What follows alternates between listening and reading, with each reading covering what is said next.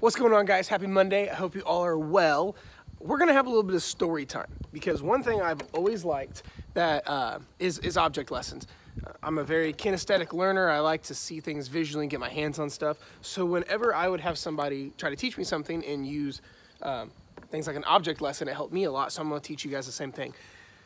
Because under the subject of fat loss, we always hear, I preach about it all the time, the calories. It's like it's all everyone talks about, including myself, is just the calories. Don't worry about everything else, but just the calories. Eat mostly healthy and better quality, but it's the calories. But a lot of people I talk to think that calories are different. Like they say, oh, the calories in a Snickers bar, Jared, are different than the calories in broccoli. And there's this big debate whether all calories are truly the same. Well, I'm here to show you why they are, okay? So, I've got an object lesson for you. Let's say this is you. This mug is you. And your body, let's just say to make numbers easy, your body burns about 2,000 calories a day. That's what we call your BMR, your basal metabolic rate.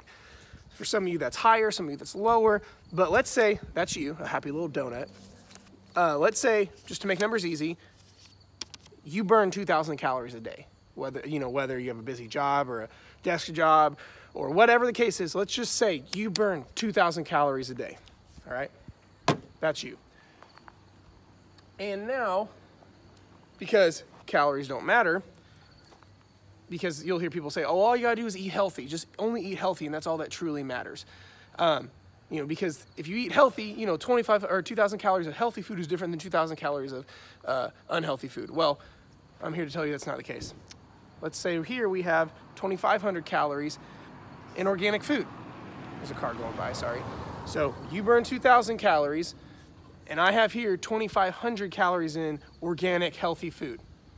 This is what happens to your body. This is why so many people are in the trap of, well, I'm eating healthy but can't lose weight. Here's why. Do you eat 2,000 calories? This is 2,500 calories of healthy food. You're eating, you're eating, you're eating, you're eating. You see what just spilled over? That just spilled over into your fat cells, okay? That's what happens to your body. Literally, your body only has so many calories that what we call its BMR or its maintenance, a day in the life of you. You eat more than that consistently, that happens. That overflow goes into fat cells. Doesn't matter whether it was organic food or, unhealthy food, whatever the case is, that's what happens. Let's keep playing with this. Let me dump that out. Because the keto diet is hot and trendy right now, this is another case. Your body burns 2,000 calories. Well, Jared, I'm in ketosis. I have all protein, all fat, no carbs. I'm in ketosis, so I can eat whatever I want as long as the food is keto food. Okay, we'll see. Let's test.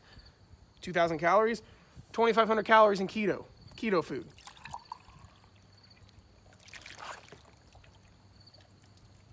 That's why there's a shit ton of people right now on keto but can't lose weight. And if that's just the case, that's what's happening, okay? Let's try something else. Pour that out.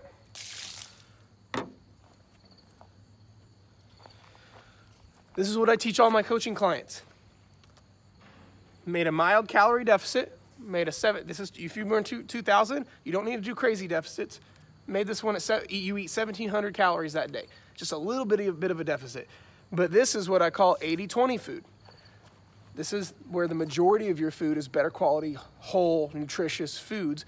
But that 20%, if you want a pizza, have some pizza. If you want a donut, have a donut. If you want some beer, have some beer. But 80-20, everything works in those numbers. Here's what happens. No overflow, because the calories count. All right? I'm not saying eat your whole day's worth of food and Pop-Tarts and gummy bears, because that's not sustainable or healthy by any means, but you can maintain this. You can maintain 80-20. You can still be healthy. You can still reach every goal you ever want, but you can also be a real fucking human. Now let's say this.